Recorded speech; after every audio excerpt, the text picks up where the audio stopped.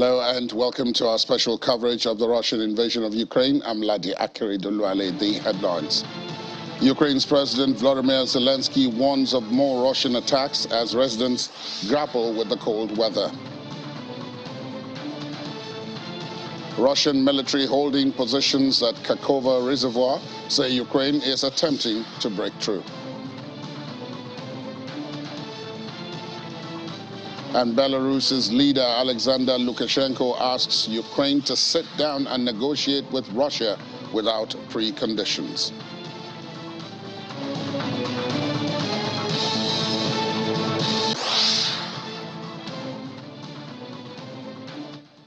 Ukraine's President Volodymyr Zelensky says Russia would surely launch new missile attacks on his country and warned defense forces and citizens that they should be prepared to work together to withstand the consequences. Mr. Zelensky says the week to come could as well be as difficult as the previous one, when attacks on electricity infrastructure subjected Ukrainians to the most acute power cuts since Russian troops invaded in February. We understand that the terrorists are planning new strikes. We know this for a fact. And as long as they have missiles, they, unfortunately, will not calm down. But our ability to help each other and take care of those who have the most difficult situation is our strength. The week that begins can be as difficult as the one that passes. We have worked out all the scenarios, including with our partners. Please, during the week, heed the air alerts. Meanwhile, the Russian military say they are holding their combat positions at the Kakhovka water reservoir in Russian-controlled Zaporizhzhia of Ukraine, in spite of the constant attempts of breakthrough by the Ukrainian army. A Russian serviceman who stood with his machine gun at a combat position says, quote, "In the Zaporizhzhia direction, the enemy is trying more often to cross the river by way of an assault force, irritating us with floating small groups with machine guns shooting, looking for weak points, but they can never find them. They receive our return fire and leave with casualties."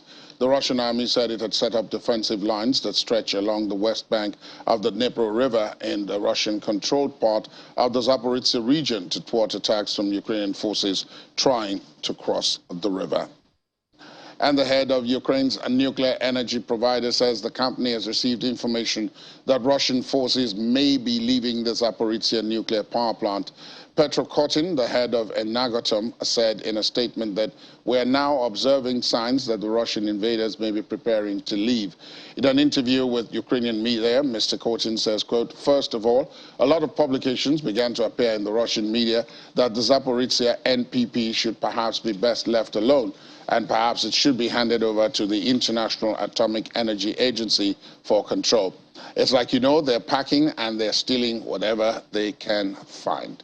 The IAEA has not released any information supporting Mr. Kotin's statement.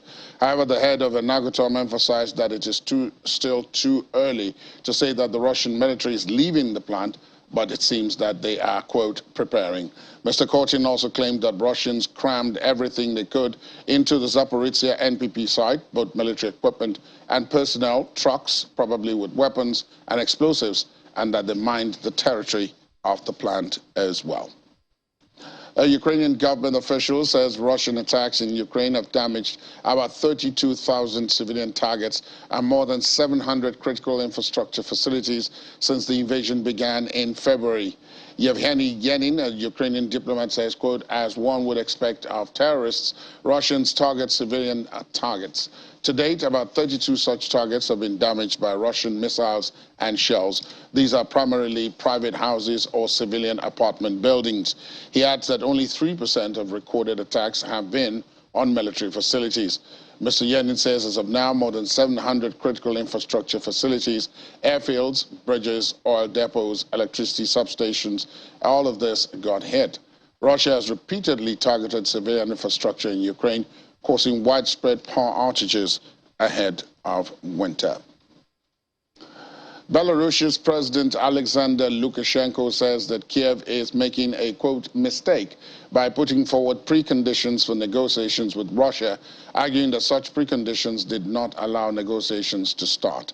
During an interview with Russian state television, Mr. Lukashenko says, quote, the mistake of the Ukrainians, of President Volodymyr Zelensky, is that he violates the classic principles of the negotiation process, especially when talking with giant Russia.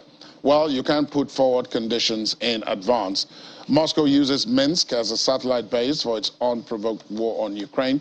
At the start, Russian President Vladimir Putin ordered troops into Ukraine through the Russian and Belarusian borders. Belarus has also been used as a springboard for many of Russia's air operations in Ukraine, according to intelligence collected by NATO surveillance planes, and the two militaries have coordinated on joint exercises. And the Ukrainian leader has met with Belgian Prime Minister Alexander De Croo during his visit to Kiev over the weekend. Mr. Zelensky thanked Belgium for its support and added that he discussed the initiative Grain from Ukraine with the Prime Minister. Я дякую Бельгії, пану прем'єр-міністру за підписану сьогодні спільну I thank Belgium, Mr. Prime Minister, for the joint declaration signed today. This document confirms Belgium's support for our move towards full membership in the European Union and NATO. Today, Ukraine honors the memory of millions of Ukrainians, millions of victims of the Holocaust of 1932 and 1933.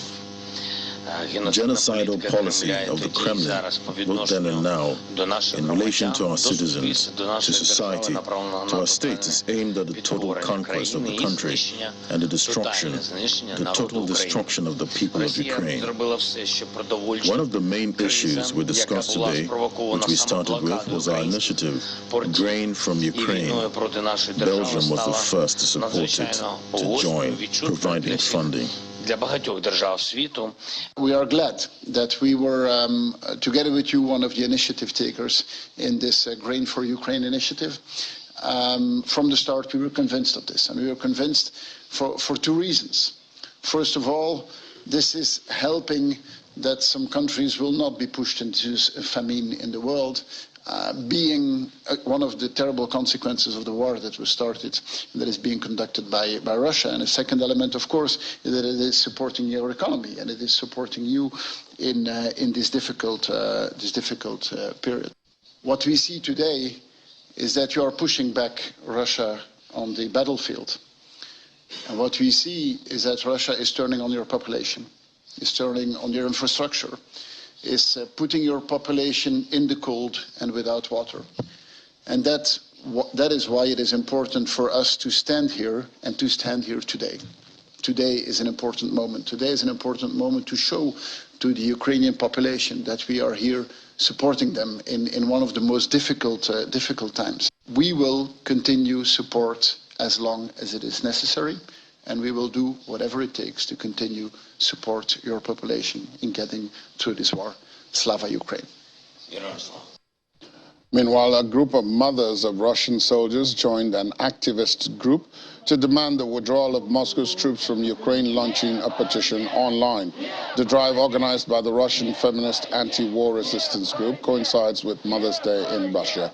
The petition had over 1,500 signatures by yesterday evening, and the number was steadily climbing. Similarly, Russian and Ukrainian citizens took to the streets of the Georgian capital to mark the 9 months of what Moscow calls a special military operation. Many Russians had to flee their homes and relocate to bordering countries since February the 24th, when Russia began its aggression against Ukraine.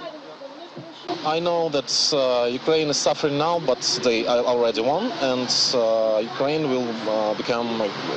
This is a great country now, but they will get everything they want. All world will be helping, so the future for Ukraine is bright. As for Russia, I hope maybe in 10 years, maybe later, we should pay reparations. We can't bring back to life people who was killed, but we should accept what we done. In the United States, top House Republicans vowed continued bipartisan support for Ukraine once the GOP takes control of the House in January of 2023. But they also stood by Republican leader Kevin McCarthy's pledge for more accountability and his position that there will be no, quote, blank check for Ukrainian funding. The top Republican on the House Foreign Affairs Committee, Representative Michael McCall, says, quote, we're not going to write a blank check.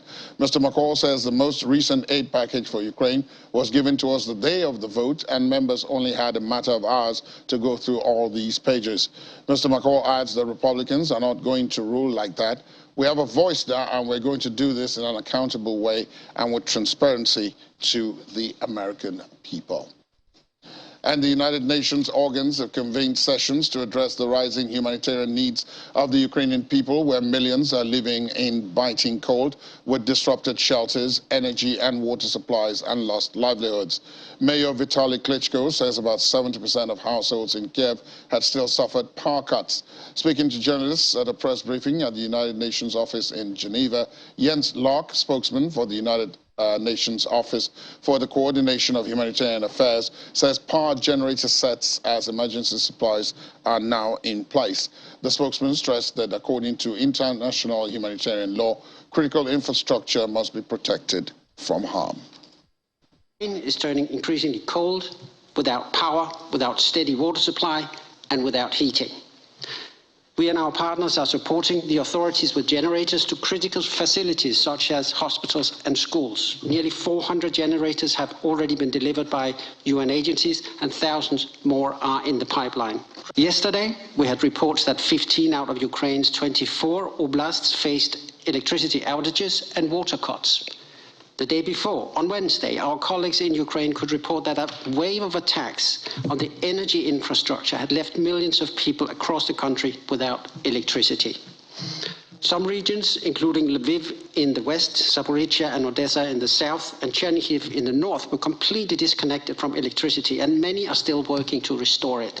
We have a new wave of humanitarian needs. Of course, we have been preparing for this since the summertime. But now we are seeing an increase because of the attacks that are happening on the infrastructure in the west part of the country as well. We are now at 75 mobile help units, which are like ambulances or transporters that are going into the remote villages to reach out to the population that are completely cut off. Let's talk now to Yinka Oyeniji, International Affairs Analyst. He joins us from East Midlands in the United Kingdom. Good morning to you. Thank you for your time. Good morning. Thank you for having me. This is classic Russian strategy, isn't it? Encircle and then slowly degrade. This is winter time, and everybody knows that in Russia, this is the time the Russians usually get their way because they know how to fight during this period. The Ukrainians are not making as many gains as many people thought they'd be making at this point. What do you make of the battlefield situation? I think that we should reevaluate. Ever since I got informed that I'll be on air this morning, I started to reflect myself, and I think it's a point of evaluation for every stakeholder involved in this whole debacle. I think that we should not further deceive ourselves. It is a war going on in Ukraine, and we can't keep binding the hands of Ukraine to say just merely defend yourself, defend your territory. It's a war situation, and I think that Ukraine has successfully defended itself, and that point should be taken, as you can even see from the streets. I think that Russia is certainly pushing the narrative for conversations to negotiate an end to the onslaught. And I don't think there's a better time to do that than now. You will see that even Ukraine itself is starting to think of conducting business so that this handout will end. Buy grain from us, we earn revenue, and then we can use it to develop our nation. The same thing for Russia, that has expended so much in fighting this war that was uncalled for in the first place. So it is, I think that we have approached the deadlock. Russia won't be able to advance. It is left to be seen how much more gains Ukraine itself will be able to record, in the sense that it's not attacking Russia anyway. It's merely just defending its territory. Ukraine is the one suffering losses. Ukraine is the one that would have to seek funding to be able to rebuild its cities. So now, more than ever before, we should be calling for a ceasefire. Now, does the situation within Russia itself make that a bit more difficult, in the sense that you heard the story about the Russian moms, starting an online petition. Over the weekend, the Russian president met with the mothers of falling Russian soldiers. And he's under tremendous pressure because it seems as if the war situation is now being brought home to Russia. When it was launched in February, everybody thought it would be a quick thing. Before you could, blink, it would be over and all that, and the Russians would have no problems. But that's not been the case. Does his political situation within Russia make it more difficult for him to settle down and negotiate, as his Belarusian counterpart is urging Ukraine to? I'm certain that you're talking about Vladimir Putin, and if he agrees to talks at this time, he would seem to be a honorable man, at least in the perception of his own people. There is not yet that huge fallout that can impact Putin as an individual in the Russian political space. It has not happened yet. He effectively, this is like a 5-year strategy, and he's still on course. Even though there are news about his own failing health, but he's still on course. He ensured that he extended his tenure as president in Russia, and he got legal backing for that. So that the skirmishes of protests here and there will not remove Putin from office, which is the only other alternative we can be thinking about, to say his own people will revolt against him and say, you had absolutely no business going into Ukraine. However, this was the exact same thing that Putin aimed to counter by going to war. That is the reason everybody thinks he should remain president of Russia, at least in the perception of his people. They look at him as the savior who will return the lost glory of Russia that has been missing for about 2 or 3 decades at least. And so he deliberately embarked on this invasion of Ukraine, of Crimea, annexing and all of that, because that is the only other legitimate reason why he must remain president. So it will take more than this protest to remove Putin or to discredit him. However, if Ukraine takes the window of at least the next few weeks, 2-3 weeks, and somehow sends emissaries, possibly queuing behind Poland and Belarus, to say, let's come to the table and discuss, it could be a win-win situation for everybody, because even the nations that are supporting Ukraine may not be able to do so in the nearest possible future. When I talked about the battlefield, and you mentioned what you talked about in terms of support and the handouts, the country with the biggest handouts to Ukraine, if you want to call them handouts, they probably would prefer to call it aid, is the United States. And quite a number of people were worried when the Republican House leader had said, look, if we get either control of either chamber of the Congress, it's not going to be business as usual. Many people interpreted that to mean, well, the flow of support would not be as buoyant and as open as we have seen it since February. Now that point is being re-emphasized, even though they are saying that, American support for Ukraine will continue, but it will not be a blank check. It will not be business as usual. Do the Ukrainians, and indeed others who are following the U.S. in supporting Ukraine, do they have cause to worry, especially now that the House is going to be taken over by the Republicans in January? There's a big cause for worry, and it's an intelligent analysis that you have done. I must commend you. It's not in doubt. It's not only United States that would stop funding or even reduce funding. United Kingdom would also do the same. I took my time to look at the black hole that we've been talking about in UK's economy. And UK itself is approaching the winter, all right? The only thing Rishi Sunak is talking about, the Prime Minister, is to say, we will increase tax. And then we are thinking also about energy management, almost $1 billion that we intend to save in our approach to using energy or to saving energy.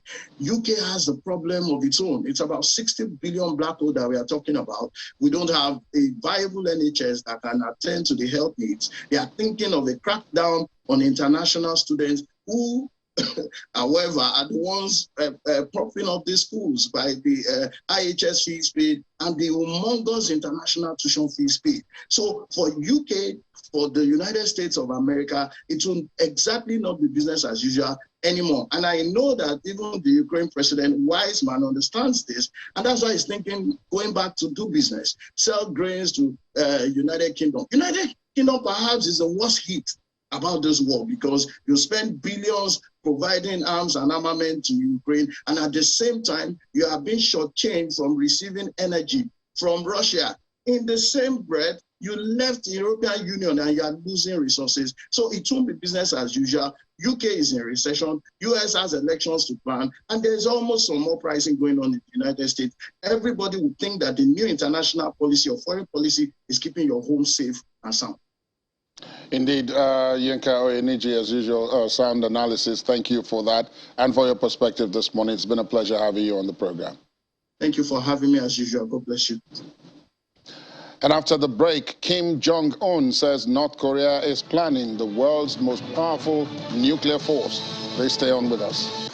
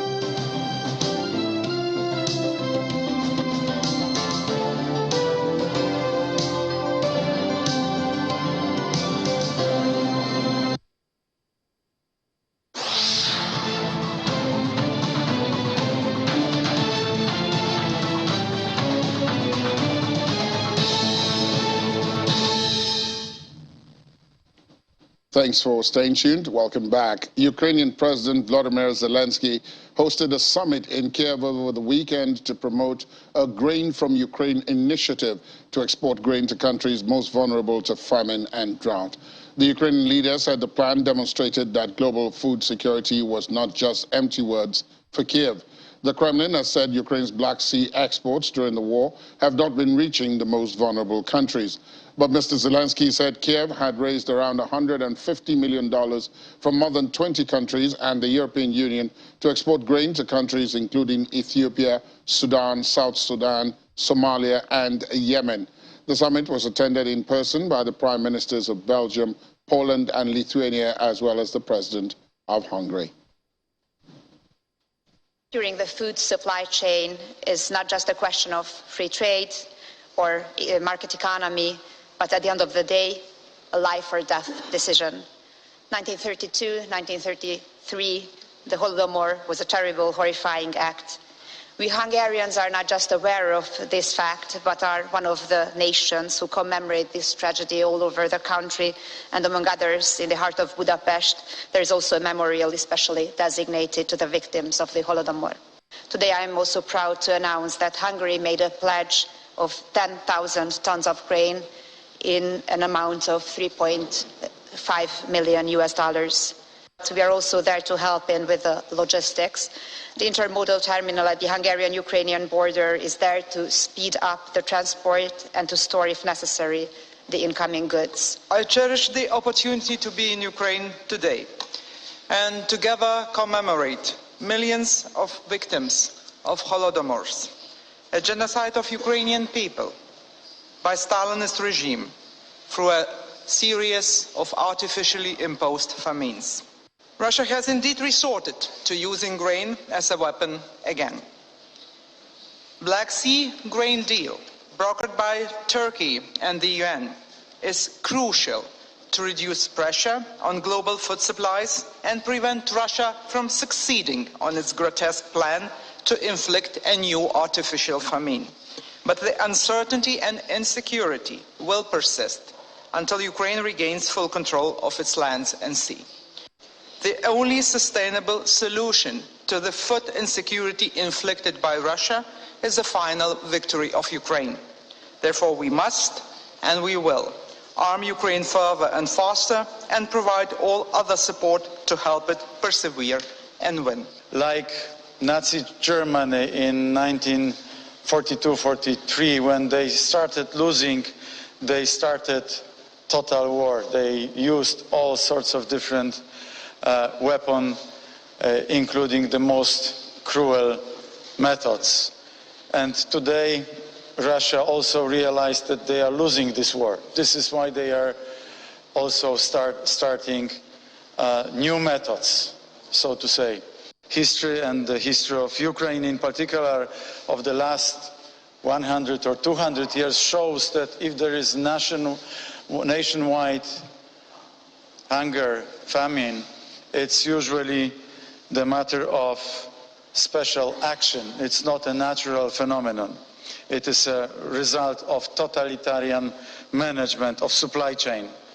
And today, the blockade of exports from Ukraine to Africa and to Asia is exactly the same behavior of Russia. Let's talk now to Laddie Williams of our business desk. Morning, Laddie. Morning. Fresh week. Yeah, fresh, brand new week. And the week is starting with President Putin asking for international settlements based on blockchain and digital currencies. Yeah. How does this benefit Russia? Well, I've seen recently Russia is getting more bullish on, decentralized global payments, and we know why. We've seen how the sanctions have hit them, yes. Hit them hard, this period, and not able to, settle most of their global transactions in the US dollar and, through the big banks. So Putin is asking for that distributed ledger technology to be used for global settlement so that the big banks cannot, stifle his capacity. Exactly. So it's obviously born out of desperation, coming from what they're going through now, in the global market space. But at the end of the day, we know they don't want their citizens to actually use this technology. Which was going to be my next point. Yeah. So it's more like just for government transactions, international transactions, to make it seamless, make sure they don't have to rely heavily, on big banks and the US dollar for, their trade. And we've seen how that's impacted, the Russian economy, how they've had to concentrate most of their trade with countries like India and China, the friendly, nations. And, it remains to be seen if this can actually continue, going forward, because at the end of the day, Putin is saying that global settlements are at risk, right now with what they've seen, with the sanctions. But it remains to be seen how, they can actually incorporate, this technology, into global payments. It's obviously not something that can happen, so fast. And obviously everybody has to be on board. And obviously it's a technology that's still very new. Very untested, very unproven. For global transactions. So we'll keep tracking. But at the end of the day, we're seeing Russia really bullish, right now on decentralized. Now, before we started this conversation, of course, we had the big powwow between many of those countries, and we were talking about global grain markets. Yep. Wheat is at a 3-month low. Oh, yes.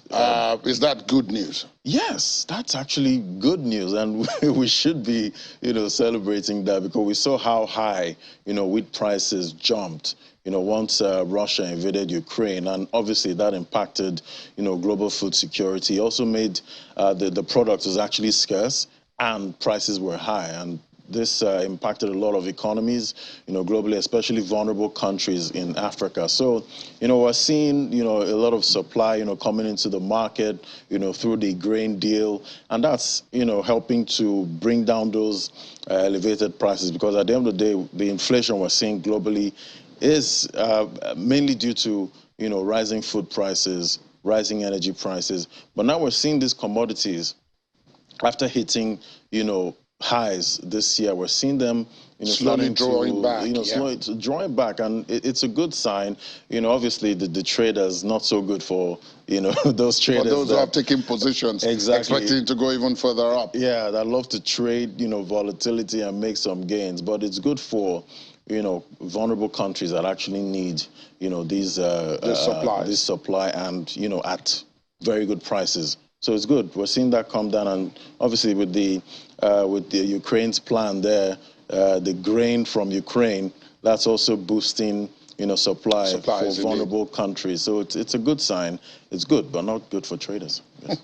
Now, all features, speaking about traders, all features fell more than $2 a barrel. Big drop. Yeah. When OPEC Plus determined what it determined earlier on, many people thought the prices were going to go very, very, very way up. Oh, yes. They did for a bit, but then now it seems as if, again, they're headed southwards. Yeah, it's a big pullback, we're seeing this morning. And it's because of the giant importer, talking about China, because, we're seeing the demand, concerns, coming from China with rising COVID cases. We're also seeing a rare protest, happening, in China right now. And which seems to have spooked some of the markets. Exactly. So most of these traders looking at this and saying, you know what, this can actually reduce demand coming from China, which automatically, brings down the price. And investors are also watching out for, OPEC Plus, their next meeting, and plans for that oil price cap for Russian oil, and all which of this. So many people have said they are not going to obey, or some are going to obey, and all of that. Yeah, so all of this is putting a lot of volatility, in that market, and it looks like it's going to continue, going forward. But it's good. Let the prices, let the oil prices come down. That will help. Energy prices. Maybe that will also ease our own fuel queues. Exactly. Here in Nigeria. Which it seems as if we're not hearing much about, but people are really going through. Oh yes, it's a lot of really problems tough out there. Indeed. So before I let you go, how are global equity markets looking? Yeah, so global equity markets are also rattled this morning, from Europe to Asia and the US, still on this protest we're seeing happening in China, and investors are watching this, hoping it doesn't escalate more than this, because at the end of the day we know everyone is going to run from risk assets and try to get some kind of stability. So investors are watching out for that. They're also watching out for the Fed now, seeing what if they can get signs at the next Fed meeting. Yeah, so whether they're going to draw back or they're going to jump up again. Exactly. So everyone is expecting some kind of, drawback, but there can always be surprises, when it comes to, fighting inflation and all of that. And there have been several surprises in the recent past. We have seen a lot of surprises. And we're seeing the Bitcoin, the crypto market there, that's also rattled this morning. We're seeing Bitcoin trying to hold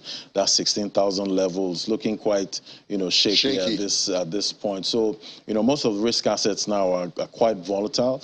But, it's a Monday. Everyone is looking for direction. So we'll see how it all plays out. How it all does. All right, then, Laddie, thanks. Of course, as always, Laddie will have all the details of these other stories, the developments right after this show on Business Morning, and then, of course, on Business Incorporated. Thanks. In other developments, incumbent Kazakh President Kassym-Jomart Tokayev has been sworn in for a second term in office. Mr. Tokayev's inauguration came after a snap election on November the 20th, which saw him garner 81.3% of the vote, according to the Kazakh Electoral Commission. He had been widely expected to extend his rule over the oil-rich nation by 7 more years, with a strong mandate to continue his increasingly independent foreign policy as the former Soviet Republic navigates the Russia-Ukraine crisis. Mr. Tokayev's first major international meeting after his re-election is set for today with Russian President Vladimir Putin in the Russian city of Orenburg. The former diplomat told Mr. Putin at the meeting during the summer that Kazakhstan would not recognize the pro-Russian separatist statelets in eastern Ukraine that Moscow later claimed to have annexed. Mr. Tokayev won his first election in 2019 with the backing of his predecessor, Nursultan Nazarbayev, but the two fell out this year amidst violent unrest in the nation of 20 million. North Korea's state news agency KCNA has reported that leader Kim Jong-un is planning to build, quote, the world's most powerful nuclear force. The ultimate goal behind North Korea's nuclear program is to possess an absolute force unprecedented in the century, according to Mr. Kim, as part of an order promoting dozens of military officials. The order comes after what North Korea said was a test firing of a new kind of intercontinental ballistic missile on November the 18th. The missile was a Hwasong-17, according to KCNA, a huge rocket that is theoretically capable of delivering a nuclear warhead to the United States mainland. Mr. Kim commended the officials who developed the new missile in his comments and called the missile the world's strongest strategic weapon and said it represented a wonderful leap forward in the development of technology of mounting nuclear warheads on ballistic missiles. All right, now let's talk to Ambrose Igbokwe. Of course, Ambrose Igbokwe is Chairman, Public Affairs Analyst of Nigeria in Enugu, from where he joins us virtually. Good morning to you, Mr. Igbokwe. Thank you for your time. Good morning, Laddie. Nice to be here again. Let me begin from what I've just been reporting. Are you surprised by what is coming out of North Korea, for example? Because everybody's attention seems to be focused on what's going on in Ukraine, a number of important things are happening that no one seems to be paying much attention to, but they seem to have the potential for problems later on.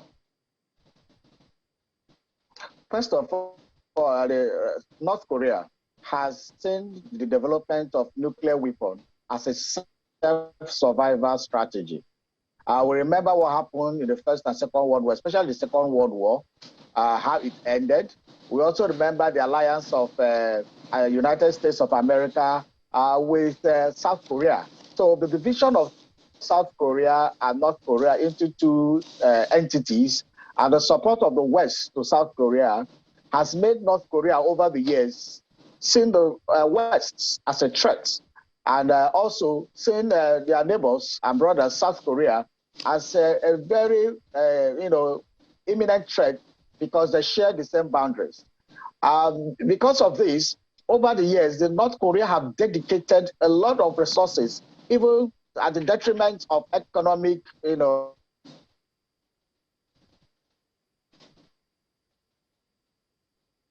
We seem to have some difficulty with Mr. Igbokwe's connections there. If we can get him back, we'll return to him.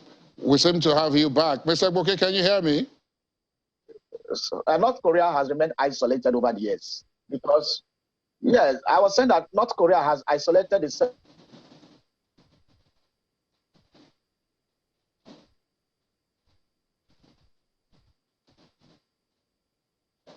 from the West, and other. It has been able to use its own self-resources to be able to use, its own lean resources over the years to, want to better its own economic resources. Given that scenario, let me bring you back to the war in Ukraine itself now. And perhaps a situation where there appears to be a lull. Everybody expected this because winter is now here. Do you think this is a window for possible negotiations on some kind of truce while more substantive talks take place?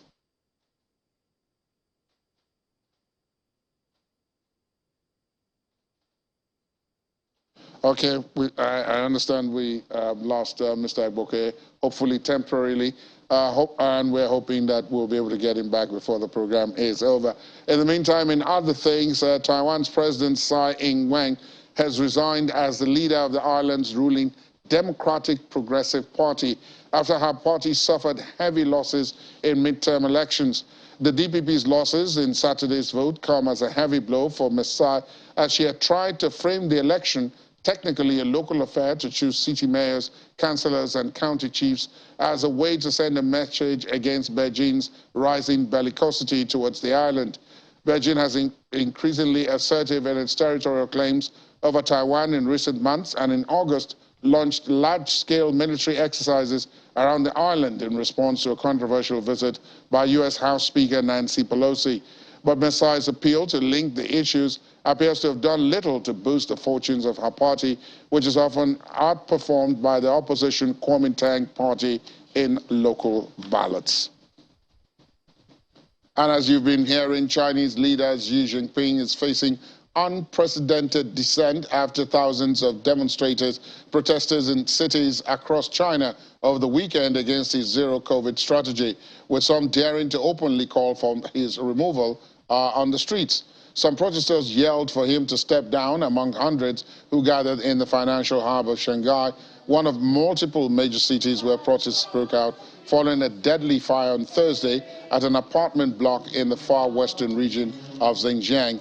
The fire appeared to act as a catalyst for stirring public anger over China's strict zero-COVID measures after videos emerged that seemed to suggest lockdown measures delayed firefighters from reaching the victims. From Shanghai to the capital, Beijing residents gathered to grieve the 10 people killed in the blaze in Xinjiang's capital, Urumqi, speak out against zero COVID, and call for freedom and democracy. Farida Moraghdaghni, the niece of Iran's supreme leader Ayatollah Ali Khamenei, has been arrested after calling on foreign governments to cut all ties with the Iranian government. Moraghdaghni was arrested when she went to the prosecutor's office in response to a court order, according to a tweet from her brother Mahmoud Moraghdaghni. Farida Moraghdaghni said Iranians are at war with governments who support the Iranian regime and called on democratic countries to recall their representatives from Iran and expel the representatives of Iran from their own countries. Farida and Mahmoud Moraghdaghni are the children of Ali Tehrani, a cleric and longtime opposition figure who was married to the supreme leader's sister Badri Hosseini Khamenei. Tehrani died last month. Iran's ongoing protest movement was initially sparked by the death of 22-year-old woman Mahsa Amini in the custody of Iran's morality police in September. And when we return, NASA astronauts visit injured children in Kiev Hospital. Details in a moment. Please stay on with us.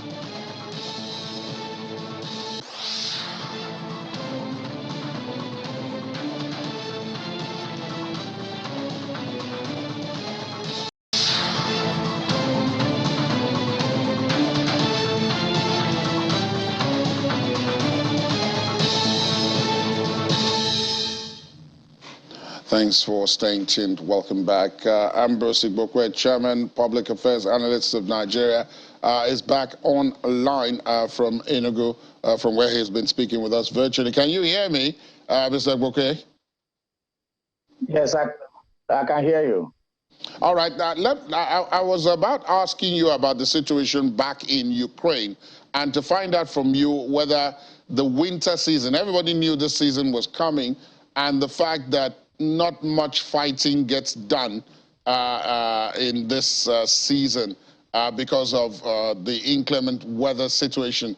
Do you think this provides a window of opportunity yet again, as the Belarusian leader is asking, for Russia, Ukraine, and other parties to sit down without preconditions and try to hammer out some kind of peace deal? I totally align with the submissions of the Belarusian president.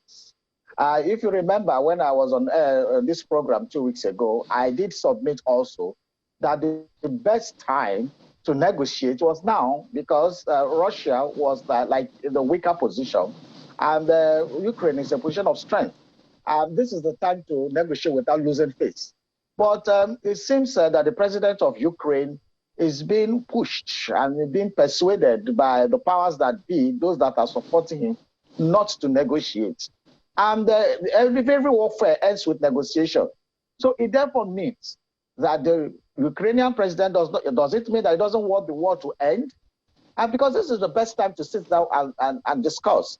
You should remember that every other powers or every other nation pushing him to the other extreme, he's also pushing Vladimir Putin to the other extreme. If both of them stay at the extreme, their citizens are the ones suffering these atrocities. Therefore, America is far away, several thousands of kilometers away from the war zone. Same with Britain and other people who are pushing. But it is his own people that are suffering these disasters. Therefore, having gained strength, having pushed out Russia from strategic places and taking over the country, each of the country, and trying to stabilize, this is the best time to negotiate because of the sake of his people. The winter is digging in very fast, and they need the gas to heat up. Although I heard say that the nuclear plant they have, that the nuclear energy they have can sustain them for the next 2 years. But we can see that those are part of war propaganda and the rest. Even the whole of Europe needs this gas to be heated for their people. So I totally align with the Belarusian president. Volodymyr Zelensky should, as a matter of urgency, bring all the parties that are supporting him and tell them, look them in the face and tell them, look, it is time to negotiate. It is time to explore other means. They have been using military means, linear and asymmetric warfare to try to settle the matter. But history has, repeatedly told us that warfare always ends on the negotiation table. And the best time to do that is now, so that the people will not suffer casualties in this winter. Indeed. Thank you so very much, Mr. Igbokwe, for your time and for your perspective on the program this morning. Apologies for the break in transmission during the course of the discussion. But thank you. Thank you for having me once more. Former NASA astronaut Scott Kelly visited a Kiev Children's Hospital as an ambassador for a fundraiser launched by Ukraine's presidential office. Among the patients Kelly visited was Katerina Ehoru, a 13-year-old girl who survived a Russian missile strike on Donetsk region's Kramatorsk railway station in April 2022. She had lost her mother in the strike and is now being treated in Kiev as she still has shrapnel in one of her legs. Mr. Kelly presented Iona with a NASA pin that he said was over a year with him in space. After a group photo with the patients, Mr. Kelly condemned Russia's invasion of Ukraine, calling it illegal and immoral. I support you, and there's a lot of people in the U.S. and around the world that support you because they realize that this invasion is wrong. It's immoral, it's illegal, and they also believe in democracy, and they appreciate, I think, as I do, the fight that you're not only defending your own country, but you're defending democracy around the world, really, from a dictator that is doing this.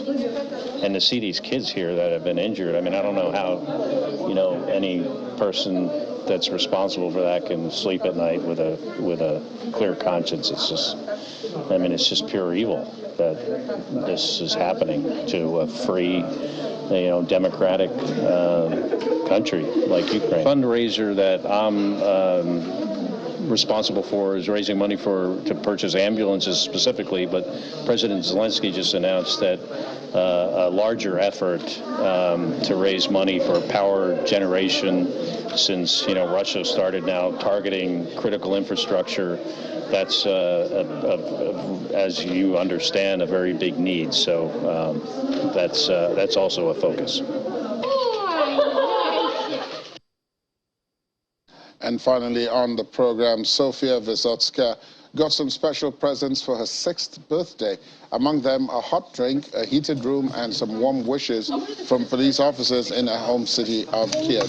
She spent part of her special day in Swatsutien police station, one of thousands of venues that Ukraine has turned into invincibility centers, where people can come to escape the cold as Russian attacks cut off power. Sophia arrived with her mother, Yulia, who was there to charge her phone and fill some documents. The girl asked one of the police officers if he knew it was her birthday today, and the officer answered as she poured out some tea, "It is your birthday. Congratulations, may you be healthy and live in a peaceful country."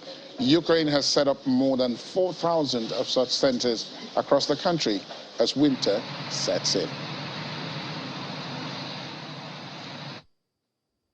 And that's how we end the program this morning. Thanks for being with us. There are updates throughout the day, but especially within the world today at 5 o'clock, so do watch out for that. My name is Ladia Karidulwali. You have a pleasant Monday and great week ahead. Good morning.